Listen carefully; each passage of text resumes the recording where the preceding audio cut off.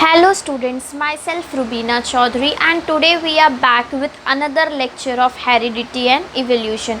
Student, in our previous lecture of Heredity and Evolution, we have seen the evidences of evolution like there was morphological evidence, anatomical evidence, then we have discussed about various types of evidences which are on the basis of which evolution has been explained to us. Okay students, now after studying those evidences we are going ahead one step and we are going to talk about another theory which is going to explain us evolution कि किस तरह से species का development होता आया है and what are the factors that are responsible for development of any species. So student, today we are going to study a very important theory which is known as a Darwin's theory of natural selection. So today's topic is Darwin's theory of natural selection.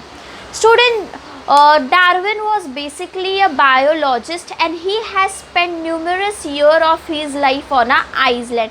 वो गैलापोस के Iceland में रहते थे और वहाँ पे रह के उन्होंने बहुत सारी ऑब्जर्वेशंस करी है on the plants and animal. बहुत सारे प्लांट के वैरायटीज़, एनिमल के वैरायटीज़ को कलेक्ट किया, innumerable species, an numbers of plant और स्पीशीज़ को कलेक्ट किया, उनके अंदर ऑब्जर्व किया कि रिप्रोडक्शन कैसे हो रहा है, किस तरह से स्पीशीज़ में डेवलपमेंट हो रहा है. ओके, तो he was basically biologist. Iceland पे अपने लाइफ का एक बहुत लंबा टाइम स्पेन गुजारने के बाद he have made certain observation on plant and animal, and on the basis of that observation he has gave us a theory, and that theory is known as a Darwin's theory of natural selection. Okay students, तो Darwin's theory of natural selections के बारे में हम बात करें उससे पहले हम लोग ये देख लेते हैं कि जब डार्विन आइसलैंड से रिटर्न आए तो उन्होंने एक बुक लिखी है and that book is known as a origin of species. उन्होंने एक बुक लिखी है which is known as a origin of species कि किसी भी स्पीशीज़ का ओरिजिनेशन कहाँ से हुआ, हम ओरिजिनेट कहाँ से हुए and all those things were. This was the title of a book. तो आपको बुक के टाइटल के बारे में पूछा जा सकता है कि डार्विन्स ने जो बुक लिखी थी उसे हम वो बुक का नाम क्या है. तो बुक का नाम जो है student that is known as a origin of species. यहाँ पे हमने देख लिया. अब जो ओरिजिन ऑफ स्पीशीज़ बुक है उस बुक के अंदर डार्विन ने बहुत सारी बातें लिखी हैं, बट आउट ऑफ दैट कुछ ऐसे इम्पॉर्टेंट पॉइंट्स हैं जो हम लोग आज पढ़ने वाले हैं. एंड टोटली जो ये ओरिजिन ऑफ स्पीशीज़ बुक थी it was conceptually based on natural selection कि नेचर सिलेक्ट करता है उसके अंदर कौन रहेगा कौन नहीं रहेगा. तो there are certain points which we have to understand जो डार्विन थियोरी में सबसे इम्पॉर्टेंट पॉइंट्स भी बोले जा सकते हैं. ओके स्टूडेंट्स, तो लेट अस सी नाउ. सबसे पहले डार्विन ने जो बोला वो था survival of fittest. First point that Darwin mentioned in the theory of a natural selection is a survival of fittest. कोई भी ऑर्गेनिज्म तभी सर्वाइव करेगा नेचर के अंदर अगर वो फिट है तो. अभी बेटा जब फिट आ गया ना तो हमारे माइंड में बहुत सारी चीज़ें आ सकती है. फिट किसके सेंस में, mentally fit, physically fit and all that नहीं. फिट का मतलब है कि आपको अपने सर्वाइवल के लिए लड़ना पड़ेगा दूसरों से. You have to compete with each other. अब अगर आप उस कंपटीशन में जीत जाते हो तो आप सर्वाइव करोगे. फिट का एक और मतलब है कि अगर एडाप्टेशन की ज़रूरत है, अगर आपको इवॉल्व करने की ज़रूरत है तो आपको इवॉल्व भी करना पड़ेगा. तो डार्विन ने जो सबसे पहला पॉइंट एक्सप्लेन किया अपनी थियोरी में that was survival of fittest. जो फिट होगा वही आगे जाएगा, उसी की जनरेशन आगे बढ़ेगी. जो फिट नहीं है उनका जनरेशन आफ्टर सर्टेन टाइम ख़त्म हो जाएगा बिकॉज वो आप फिट नहीं है सर्वाइव करने के लिए. तो first point that Darwin mentioned was a survival of fittest. जो फिट होगा वही आगे जाके सर्वाइव करेगा, अदरवाइज कोई सर्वाइवल नहीं होगा. ओके स्टूडेंट्स, तो ये पहले पॉइंट को समझने के लिए there are 2-3 more points that we have to see. तो आपको समझ में आएगा कि डार्विन किस फिट के बारे में बात कर रहा था. तो let us see what is another point that is given. Darwin बोलता है all organism reproduce prolifically. All organism reproduce prolifically. Prolifically जो यहाँ पे है you can call it is an abundant. हर ऑर्गेनिज्म ऑर्गेनिज्म जो है ये अबंडेंट में रिप्रोडक्शन कर रहा है, मतलब रिप्रोडक्शन लार्ज नंबर में हो रहा है। सारे ऑर्गेनिज्म, चाहे वो प्लांट्स हो, चाहे वो ह्यूमंस हो, चाहे वो एनिमल्स हो, सबके सब क्या कर रहे हैं, सबके सब रिप्रोडक्शन कर रहे हैं प्रोफिशियली, मतलब लार्ज नंबर में, अबंडेंसी में रिप्रोडक्शन कर रहे हैं। बट क्या बोलता है, ऑल ऑर्गेनिज्म रिप्रोड्यूस प्रोलिफिशियली, सब रिप्रोडक्शन के प्रोसेस में पार्टिसिपेट कर रहे हैं, बिकॉज अगर रिप्रोडक्शन नहीं होगा तो हमारी जनरेशन ख़त्म हो जाएगी। तो सबके सब लार्ज नंबर में रिप्रोडक्शन जो है वो कर रहे हैं and compete with each other. अब जब रिप्रोडक्शन हो रहा है बेटा, तो यहाँ पे कंपटीशन भी हो जाएगा। जैसे कि अगर रिप्रोडक्शन बहुत लार्ज नंबर में, अभी मेरे पास ये एक प्लांट है बेटा, ओके, और ये प्लांट को खाने के लिए दो एनिमल्स हैं, एक मेरे पास गोट है, दूसरा मेरे पास हॉर्स है, एंड लाइक हम लोगों ने लिख दिया इस तरह से, मेरे पास गोट और हॉर्स है। दोनों में से अब क्या होगा, क्योंकि इनका जो फूड है वो कॉमन है, क्योंकि इनका फूड कॉमन है बेटा, तो दोनों क्या करेंगे, इस प्लांट को खाने के लिए आपस में compete करेंगे।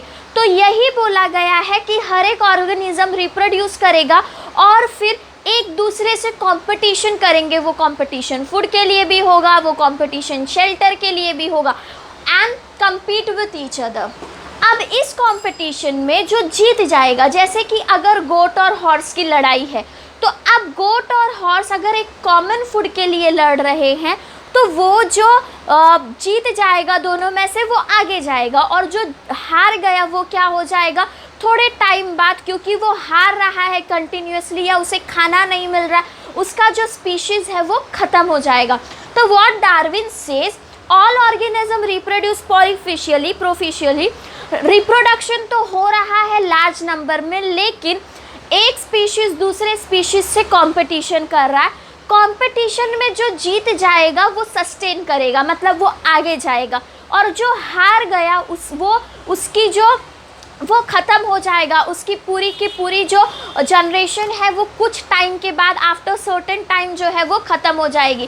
तो डार्विन ने स्टूडेंट यहाँ पे क्या बोला है, look what is written there, all organism reproduce prolifically, सारे के सारे ऑर्गेनिज्म रिप्रोड्यूस करते हैं लार्ज नंबर में, and compete with each other, और साथ में ये compete करेंगे। फिर बोला है इन दिस कॉम्पिटिशन, ये जो कॉम्पिटिशन होगा, ओनली दोज ऑर्गेनिज्म सस्टेन, वही ऑर्गेनिज्म सस्टेन करेगा जो नेसेसरी मॉडिफिकेशन शो करे अपने अंदर।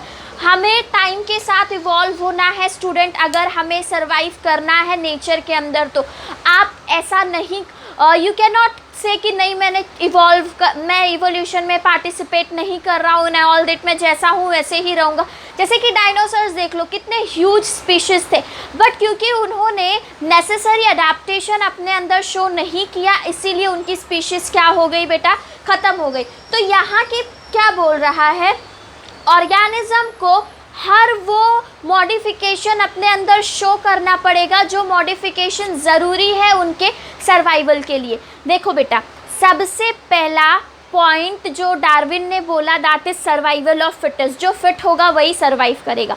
फिर दूसरा पॉइंट जो डार्विन बोल रहा है, डार्विन कह रहा है हर एक ऑर्गेनिज्म रिप्रोड्यूस कर रहा है लार्ज नंबर में, और आपस में बहुत सारा कंपटीशन हो रहा है, और उस कंपटीशन को वही जीतेगा जो खुद मॉडिफिकेशन शो कर रहा है, मतलब जो टाइम के साथ चेंज हो रहा है, जैसे जैसे कंडीशन, एनवायरमेंटल कंडीशंस भी बदलती जा रही है। तो अब क्योंकि एनवायरमेंटल कंडीशंस बदलती जा रही है, तो चेंजेस जो है हमें भी करना पड़ेगा। तो only those organism sustain which show modification essential for winning competition, जो कंपटीशन को जीतने के लिए मॉडिफिकेशन शो करेगा, वही ऑर्गेनिज्म आगे जाके बेटा क्या करेगा, सर्वाइव करेगा। This is what we have seen so far. ये डार्विन की जो थी दूसरी थियोरी थी। पहला सर्वाइवल ऑफ फिटेस्ट, एंड दूसरा कॉम्पीट करते वक्त you have to modify yourself, जैसे जैसे कंडीशंस चेंज हो रही हैं आपको अपने अंदर मॉडिफिकेशन जो है बेटा वो शो करने पड़ेंगे। Now when we are talking about third point, when we are talking about third point of a Darwin जो है बेटा वो बोलता है nature also play important role because nature select only those organism which are fit to live and rest perish. अब जब natural selection की बात हो रही है, तो at a same time Darwin is saying कि नेचर सिलेक्ट करता है कि उसके अंदर रहने के लिए कौन कैपेबल है। अगर आप कैपेबल हो नेचर के अकॉर्डिंग तो आपका जनरेशन आगे जाएगा, that means you will sustain. But if you are not capable, अगर आप कैपेबल नहीं हो तो आप कुछ जनरेशन्स के बाद आफ्टर सर्टेन टाइम आप पूरी तरह से ख़त्म हो जाओगे, आपके जनरेशन का नामो निशान जो है वो ख़त्म हो जाएगा। तो बच्चा अभी सवाल उठता है कि नेचर किसको सिलेक्ट करेगा, येस और नो। हमें क्या पता अभी नेचर किसको सिलेक्ट करेगा, तो नेचर उसे सिलेक्ट करेगा जो अपने अंदर एडाप्टेशन शो कर रहा है विद चेंज इन टाइम। जैसे जैसे टाइम बदलता है, क्लाइमेटिकल कंडीशंस बदल जाती है, बहुत सारी चीज़ें चेंज हो रही है, तो नेचर क्या करेगा बेटा, नेचर उसको सिलेक्ट करेगा जो अपने अंदर वो चेंजेस को शो कर रहा है, जो चेंज कर रहा है अपने आप को, क्योंकि कंडीशंस बदल रही है। This are the 3 points students that you have to remember whenever we are talking about Darwin theory. पहला पॉइंट बोल रहा है सर्वाइवल ऑफ फिटेस्ट, अगर आप फिट हो तो ही आप सर्वाइव करोगे।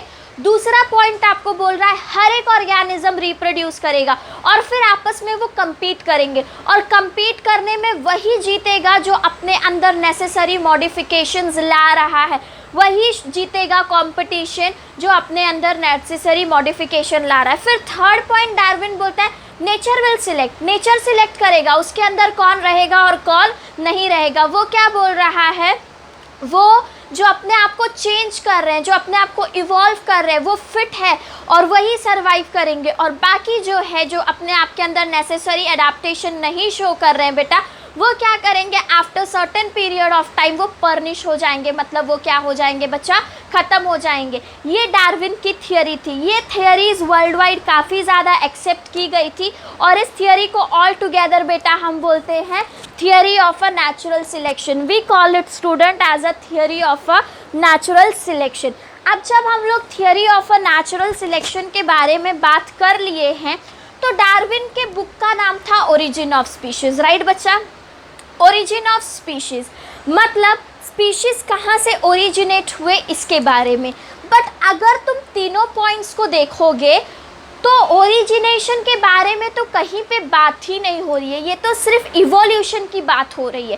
तो डार्विन के थियरी पे कुछ ऑब्जेक्शंस भी आए थे, and we have to see those objection.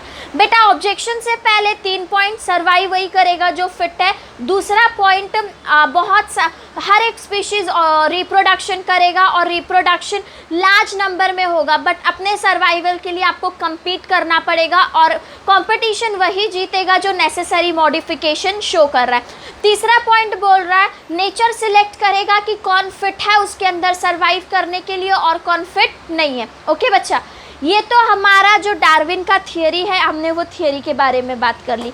Now after this theory we are going to talk about objection raised on theory. कुछ ऑब्जेक्शंस थे, मतलब कुछ चीज़ें डार्विन थियरी में एक्सेप्ट की गई, जो एक्सेप्ट की गई थी वो हमने पढ़ लिया। अब इस थियरी के ऊपर कुछ सवाल उठे, कुछ ऑब्जेक्शन रेज हुए, and then we are going to talk about objection.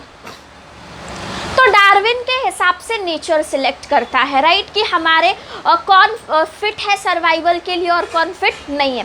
But बच्चा सिर्फ नेचर इकलौता फैक्टर नहीं है जो इवोल्यूशन के लिए ज़रूरी होता है। There are many other things which are responsible for evolution. तो पहला ड्रॉबैक जो कि डार्विन थियरी के ऊपर रेज हुआ था वो ये था कि natural selection is not only responsible for evolution. सिर्फ नेचुरल फैक्टर्स ही इवोल्यूशन के लिए रिस्पॉन्सिबल नहीं है। There are many other factors that you will see ahead, कि वो सारे भी बहुत इंपॉर्टेंट रोल प्ले करते हैं किसमें, इवोल्यूशन के टाइम में। तो दूसरा पॉइंट जो पहला ऑब्जेक्शन था वो ये था, डार्विन बोल रहा है नेचर सिलेक्ट करेगा, नेचर सिलेक्ट करेगा, बट अपार्ट फ्रॉम नेचर भी there are many factors which are responsible for evolution. तो that is known as a nature selection is not only responsible for evolution. Okay student, इसके बाद Darwin ने कुछ चीज़ों को mention नहीं किया। तो Darwin did not mention explanation about useful and useless modification. Okay students, now listen, जब इवोल्यूशन होता है तो there are various types of modification which are coming. तो कुछ ऐसे मॉडिफिकेशंस होते हैं जो अच्छे हैं, यूजफुल हैं, और कुछ ऐसे हैं जो यूजलेस है। लेकिन डार्विन ने उन दोनों मॉडिफिकेशन को अलग नहीं बताया। जो हमें जाके आगे लेमार्किज्म में पढ़ने मिलेगा, which is going to be our next lecture. Okay students, तो हमने यहाँ पे देख लिया कि डार्विन बोल रहा है कि जो यूज़फुल और यूजलेस ऑर्गेनिज्म के बारे में कोई बात नहीं की है, कुछ भी एक्सप्लेन नहीं किया है। Later on, no explanation about slow changes and abrupt changes.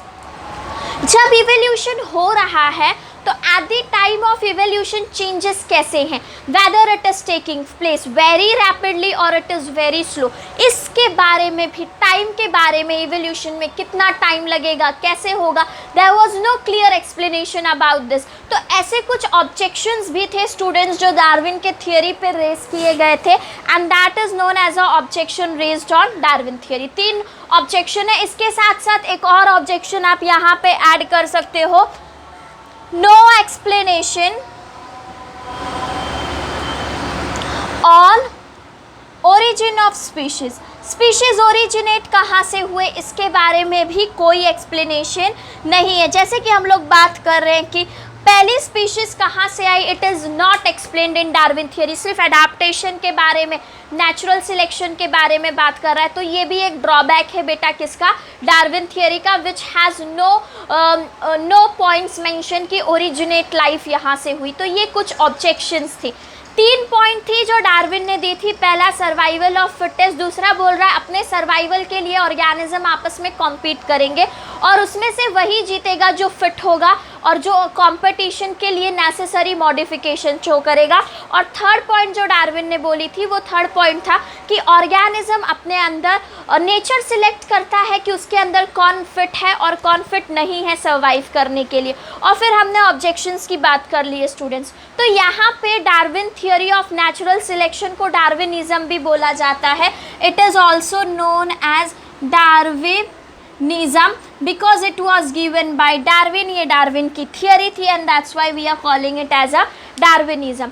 After Darwinism, क्योंकि बहुत सारे ड्रॉबैक्स भी देखने को मिले, ऑब्जेक्शन रेज हुए डार्विन थियोरी पे, तो इसके बाद आई एक दूसरी theory which is known as a Lamarckism which was given by John Baptiste Lamarck, जिसके बारे में हम अपने नेक्स्ट लेक्चर में बात करने वाले हैं student. That's all for today. Thank you and keep watching my lecture.